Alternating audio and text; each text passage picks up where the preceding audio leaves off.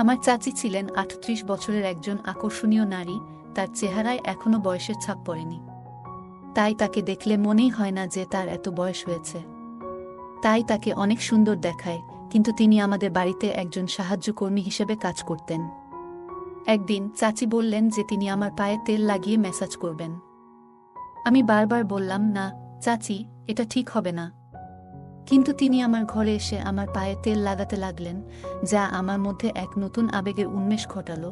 আমি তার চোখের দিকে তাকালাম এবং দেখলাম তার চোখে একটি অদ্ভুত আকাঙ্ক্ষা, যা আমি আগে কখনো দেখিনি। তারপর হঠাৎ করে তিনি আমার আবেগকে আর নিয়ন্ত্রণ করতে পারলেন না এবং সারা রাত। আমি তখন ২১ বছরের তরুণ এবং আমার চাচি আমাকে সবসময় অনেক যত্ন করতেন। ছোটবেলা থেকেই তিনি আমার সব কিছু খেয়াল রাখতেন, আমার ভালো লাগা মন্দ লাগা সব তিনি জানতেন। আমার গল্পগুলো তোমরা শুনো, কিন্তু সাবস্ক্রাইব করো না। দয়া করে গল্পগুলো ভালো লাগলে ভিডিওটি লাইক, শেয়ার এবং চ্যানেলটি সাবস্ক্রাইব করো প্লিজ। আমি কখনো ভাবিনি যে আমি আমার শৈশবে যেভাবে এত যত্ন পেতাম, সেই একই দৃষ্টিকোণ থেকে আমি আবার এমন কিছু অভিজ্ঞতা পাব। আমার মা বাবা ২ মাসের জন্য মালয়েশিয়া যাচ্ছিলেন এবং এই সময়ে মা বাড়ির দায়িত্ব আমার চাচিকে দিয়ে গেলেন। পরের দিন সকাল ১:০০টায় যখন আমার মা এবং বাবা মালয়েশিয়া যাচ্ছিলেন, তখন পুরো বাড়ির দেখাশোনা করার দায়িত্ব আমার চাচির উপর এসে পড়ল। আমার চাচি সব জানতেন এই বাড়ির বিষয়ে। কোথায় কি রাখা আছে, কখন আমার খাবার লাগবে, যখন যা লাগতো চাচি আমাকে সাহায্য করত। তাই মা বাবা চলে যাবার পর তেমন অসুবিধা হয়নি চাচির। তিনি বেশ ভালো করেই এই সংসারটা চালাচ্ছেন। তাই আমারও চাচির প্রতি অনেক ভালোবাসা জন্মে। মা এটি শোনার পর বেশ চিন্তামুক্ত হলেন এবং মা বললেন, বাড়িতে কেউ নাই, তাই ভালো করে যেন আমরা থাকি। কোনো ধরনের অসুবিধা হলে যেন তাদেরকে আমি জানাই। চাচিকে দেখতাম আমার প্রতি তার ভালোবাসা দিন দিন বেড়েই চলেছে, যা আমাকে অনেক ভাবায় তুলছিল। আমি মনে মনে চাচিকে অনেক পছন্দ করতাম। তার চলাফেরা আমি সবসময় লক্ষ্য করতাম। চাচি আমাকে অনেক ভালোবাসেন। ছোটবেলায় তিনি আমাকে অনেক কিছু খাইয়ে দিতেন, আমার অনেক যত্ন নিতেন, যা আমার অনেক ভালো লাগত। সেদিন তার স্পর্শে এক অদ্ভুত অনুভূতি পেলাম। এত বছর পর তার সঙ্গে দেখা হওয়ায় আমি খুব খুশি হলাম। তার কাপড় সব নাকি নোংরা ছিল, পরিষ্কার করার নাকি সময় পায় নাই আমার বাবা চলে যাওয়ার কারণে। তাকে বললাম, তুমি মায়ের রুমে গিয়ে কাপড় পাল্টে নিতে পারো। আমি ভুলেই গিয়েছিলাম যে তিনি তখন মায়ের রুমে কাপড় পরিবর্তন করছিলেন। আমি মায়ের রুমে ঢুকতেই দেখি তিনি কাপড় পাল্টাচ্ছেন।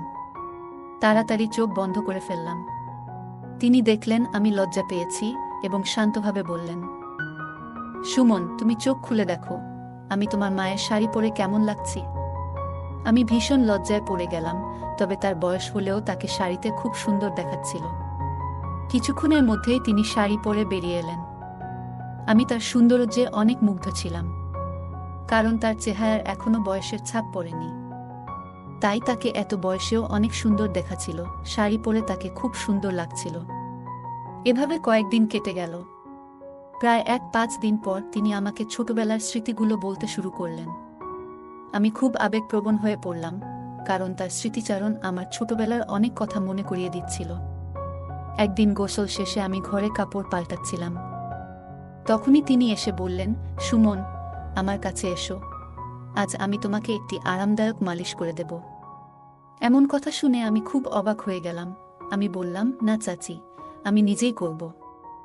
আমি একটু লজ্জা পাই অন্যদের সাহায্য নিতে। এরপর আমি তাকে অনুরোধ করলাম, মালিশের চিন্তা বাদ দিয়ে রান্নাঘরে গিয়ে দেখি কি নাস্তা বানানো যায়। আমার বারবার অস্বীকার সত্ত্বেও তিনি আমাকে সহায়তা করতে জোর করলেন। আমি মনে মনে ঠিক করেছিলাম যে যতই তিনি জোরাজুরি করুন না কেন, আমি তাকে মালিশ করতে দেব না, কারণ এখন আমি বড় হয়েছি। আমাদের কিছু সীমার মধ্যে থাকা দরকার। আর আমি অনেক লজ্জা পাই। আমি চাচির দিকে মনোযোগ দিয়ে দেখলাম। তিনি তখন সেখানে বসেছিলেন এবং বললেন, তুমি আমার হাতে মালিশ করাতে দিলা না, কিন্তু আমাকে জামা পরতে দাও। আমি চুপচাপ মাথা নিচু করে তার সামনে দাঁড়িয়ে রইলাম। তিনি আমাকে আমার পোশাক দিলেন, তারপর তিনি আমাকে কাপড় পরাতে শুরু করলেন। সেই সময়ে আমার চাচিকে দেখে আমার মনে অনেক রকম চিন্তা আসতে লাগল। কিন্তু চাচি আমার পরিবারের একজন সদস্যের মতো, তাই আমি তাকে নিয়ে কোনো খারাপ চিন্তা করতে পারিনি। একদিন আমি চাচিকে বলেছিলাম যে তিনি যেন এই বাড়িটিকে তার নিজের মনে করে। এরপর তিনি এই বাড়িতে এমনভাবে থাকতে শুরু করলেন যেন এটি তার নিজের বাড়ি। একদিন আমি বন্ধুদের সাথে একটি পার্টিতে যাচ্ছিলাম। চাচি আমাকে জিজ্ঞেস করলেন, তুমি কোথায় যাচ্ছ? আমি বললাম, আমি একটি পার্টিতে যাচ্ছি। তখন তিনি বললেন, আর তুমি একা একা পার্টিতে যাচ্ছ?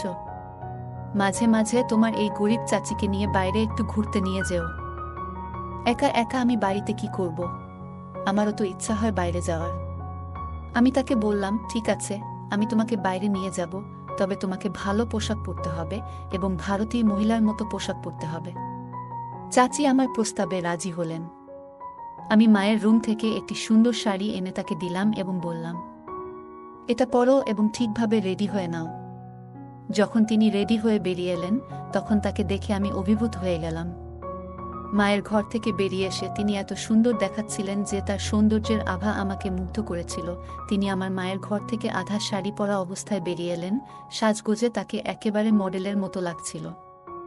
তাকে দেখে আমি চোখ নামিয়ে নিলাম। তিনি বাইরে বের হওয়ার সময় দরজার সাথে ধাক্কা খেয়ে আমার উপরে পড়ে গেলেন।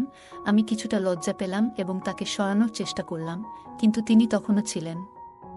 আমি হঠাৎ অনুভব করলাম যে আমাকে সামলে উঠতে হবে এবং তাকে ধীরে ধীরে সরে যেতে বললাম।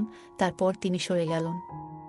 তার স্যান্ডেল খুলে রেখে আমি মায়ের একটি সাধারণ স্যান্ডেল দিলাম। আমরা দুজনে গাড়িতে করে পার্টিতে যাচ্ছিলাম।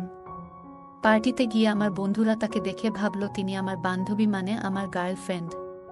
চাচি সেই ভুল ভাঙানোর পরিবর্তে সবার সামনে বললেন, তিনি আমার বন্ধু। পরে পার্টি শেষে আমি তাকে জিজ্ঞেস করলাম, তুমি কেন এমন করেছিলে? আমি তাকে জিজ্ঞেস করলাম। তিনি হেসে বললেন, তোমার বন্ধুরা যখন ভাবল আমি তোমার বান্ধবী, তখন তোমার মুখে যে বিস্ময় ছিল তা দেখতে চেয়েছিলাম। তাই আমি বলেছি, আমি তোমার বন্ধু। যদি এতে কোনো অসুবিধা হয় তবে আমি দুঃখিত। আমি বললাম, দুঃখিত বলার কিছু নেই, তুমি যা করেছ সেটাই ঠিক ছিল। তিনি বললেন, আমি তোমাকে ছোটবেলা থেকেই চিনি, তাই তোমার চিন্তাগুলো বুঝতে পারি। আমি মুচকি হাসলাম। এরপর তিনি বললেন, এখন সবাই আমাদের বন্ধুত্বের কথা জেনে গেছে, আমি তোমার বন্ধু হতে চাই। সেদিন থেকেই তিনি আমার ভালো বন্ধু হয়ে গেলেন এবং বললেন, তুমি আমাকে সুমাইয়া বলে ডাকতে পারো, এতে আমাদের জন্য ভালো হবে। তিনি একজন মহিলা, তাই প্রথমে তাকে সুমাইয়া বলে ডাকতে কিছুটা লজ্জা পেলাম। তবে তার নাম বলার পর তিনি খুব এক অদ্ভুত প্রতিক্রিয়া দিলেন, যেন লজ্জা বোধ করছিলেন। পরে আমরা ক্লান্ত হয়ে ঘরে ফিরে গেলাম। পরের দিন সকালে আমি কলেজে যাওয়ার আগে কোনো শার্ট পরব তা নিয়ে বিভ্রান্ত ছিলাম। যখন মাকে ফোনে দিতে যাচ্ছিলাম, তখন সুমাইয়া চাচি আমার ঘরে এসে বললেন, কোনো শার্ট পরতে হবে তা নিয়ে চিন্তা করছো? তিনি বললেন, তোমার চাচি যখন বাসায় আছে তাহলে তোমার পছন্দের ব্যাপারে আমাকে জিজ্ঞেস করতে পারো, আমার রুচি খারাপ নয়। এরপর তিনি আমার পছন্দের একটি শার্ট দিলেন এবং আমি তা পরে কলেজে রওনা দিলাম। বিকেলে তিনি বললেন, তুমি খুব ক্লান্ত লাগছ, চলো আজ তোমার মাথায় তেল মালিশ করি। তিনি আস্তে আস্তে আমার মাথায় তেল মালিশ করতে লাগলেন। পরদিন সকালে ঘুম থেকে উঠে দেখি তিনি আমার পায়ের কাছে ঘুমিয়ে পড়েছেন। আমি আতঙ্কিত হয়ে বললাম, আপনি এখানে কেন? তিনি বললেন, আমি শুধু তোমার কাঁধে হাত দিয়েছি, তাতেই তুমি ঘুমিয়ে পড়েছ। তোমার মা কি কখনো তোমাকে মাসাজ করেনি? আমি বললাম, আমার মা আমার খুব যত্ন নেন, তাই এটি নতুন কিছু নয়। সুমাইয়া চাচি মাথা নেড়ে বাইরে চলে গেলেন। কয়েকদিন পর বাবা মা বাসায় চলে আসলো। পরে আমি যখন নাস্তার টেবিলে এলাম, আমি বুঝতে পারছিলাম না কেন বাবা এত মনোযোগ দিয়ে তাকিয়েছিলেন। রাতের খাবারের পর সুমাইয়া চাচি রান্নাঘর পরিষ্কার করছিলেন এবং পরে নিজের ঘরে চলে গেলেন। আমি সেদিন রাতেই তার রুমে গিয়ে উপস্থিত হলাম। তিনি আমাকে দেখে চমকে গেলেন এবং জিজ্ঞেস করলেন, কোনো কাজ আছে? আমি বললাম, না, কোনো কাজ নেই।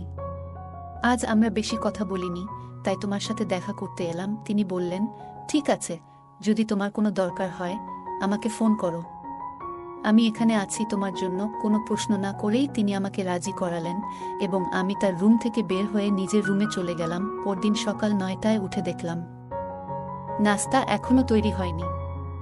সাধারণত সুমাইয়া চাচি সকাল 8টার মধ্যে নাস্তা তৈরি করতেন, কিন্তু আজ তা হয়নি। আমি রান্নাঘরে গিয়ে দেখি সুমাইয়া চাচি চিন্তিত মুখে দাঁড়িয়ে আছেন। বাবা যখন রান্নাঘরে ঢুকলেন তখন দেখলাম তার দৃষ্টি চাচির দিকে বেশ কুদৃষ্টিসম্পন্ন ছিল। আমি বুঝতে পারলাম, চাচি শুধু আমার চাচি নয়, এখন আমাদের মধ্যে বন্ধুত্বও গড়ে উঠেছে। আমি তাকে এতটা আতঙ্কিত দেখতে সহ্য করতে পারলাম না। রাতে আমি চাচিকে দেখতে আবার তার রুমে গেলাম এবং সেখানে দেখতে পেলাম বাবা তার রুমে অনেক টাকা রেখে গেছেন। আমার মনে হলো বাবা হয়তো চাচির সাথে কিছু ভুল করেছেন। ওরা হঠাৎ এত টাকা কেন দিচ্ছে, এই প্রশ্নটাই তখন আমার মাথায় ঘুরছিল। তিনি ঠিক করলেন যতক্ষণ না সুমনের সাথে দেখা হচ্ছে ততক্ষণ এই বাড়ি ছাড়ব না। সম্ভবত চাচি আমাকে বুঝতে পেরেছেন। আমি বাবাকে জিজ্ঞেস করলাম, চাচির সাথে কি ঘটছে? বাবাকে ওখানে দেখে তাদের মুখের রং বদলে গেল। আমার বাবা মা আমাকে আমার রুমে যেতে বললেন, কিন্তু আমি বললাম আমি এখান থেকে কোথাও যাব না, আমি জানতে চাই আপনি সুমাইয়া চাচির সাথে কি করেছেন। তখন চাচি আমাকে জড়িয়ে ধরে কাঁদতে শুরু করলেন। তিনি বললেন, সুমন, আমি যখন থেকে এই বাড়িতে এসেছি তখন থেকেই তোমাকে সবকিছু বলতে চেয়েছিলাম, কিন্তু সাহস পাইনি। আমি তাকে সান্ত্বনা দিলাম এবং বললাম, তুমি যা বলেছ তা সত্যি ছিল, তাই কোনো দোষ নেই। চাচি আমাকে আবারও জড়িয়ে ধরে কাঁদলেন, আর আমি তাকে সান্ত্বনা দিলাম। যা আমার বাবা মা দেখলেন। মা বাবাকে নিয়ে চাচি বললেন, যদি কোনো গরিব মহিলার সাথে খারাপ কিছু করেন তা আমি মেনে নেব না। তখন আমি চাচিকে বললাম, চুপ থাকাই ভালো হবে, এখন চুপ করে এখান থেকে চলে যান। হঠাৎ করে চাচি চিৎকার করে বললেন, আমি আর চুপ থাকতে পারবো না, আমি সুমনকে সব সত্যি বলবো। তিনি বললেন, তুমি জানো না যে তোমার আসল মা রুমি, যিনি কয়েক বছর আগে এই বাড়িতে কাজ করতে এসেছিলেন, দুটি যমজ সন্তানের জন্ম দিয়েছেন। তাদের মধ্যে একজনকে আমি পালন করছি। তুমি আমার চাচি হিসেবে মেনে নিতে চাইলে আমি তোমাকে সব বলবো। আমি হতবাক হয়ে বললাম, এরা আমার মা বাবা নয়, তুমি তাদের সত্যি বলবে? চাচি বললেন, আমি জানি তুমি আমাকে হারাতে চাও না, কারণ আমি তোমার ভালোবাসা ও যত্ন দিয়েছি। আমি পুলিশের কাছে গিয়েছিলাম, কিন্তু আমার যমজ ভাইয়ের কারণে কিছু করতে পারিনি। আমি তাকে বললাম, তুমি সব সত্যি বলেছ, কিন্তু আমার কোনো কষ্ট হয় না, কারণ আমার বাবা মা আমাকে খুব ভালোবাসেন। চাচি বললেন, কয়েক বছর আগে তোমার মা মারা গেছেন, তাই তোমার বড় ভাইকে টাকা দেয়া হয়নি। সে সঠিক মূল্য পায়নি, অবস্থা খুবই খারাপ ছিল, নানা জায়গা থেকে চুরি করে টাকা উপার্জন করতেন। সেই সময়ে তিনি আমার বাবা মায়ের কাছ থেকেও কিছু টাকা চুরি করেছিলেন। তিনি একবার আমার বাবা মায়ের কাছে লক্ষ টাকা চেয়েছিলেন, কিন্তু বাবা মা এত বড় অঙ্কের টাকা দিতে অস্বীকার করেছিলেন। তখন তিনি কিছু টাকা দিয়ে আমাদের বাড়ি থেকে চলে যেতে বাধ্য হন।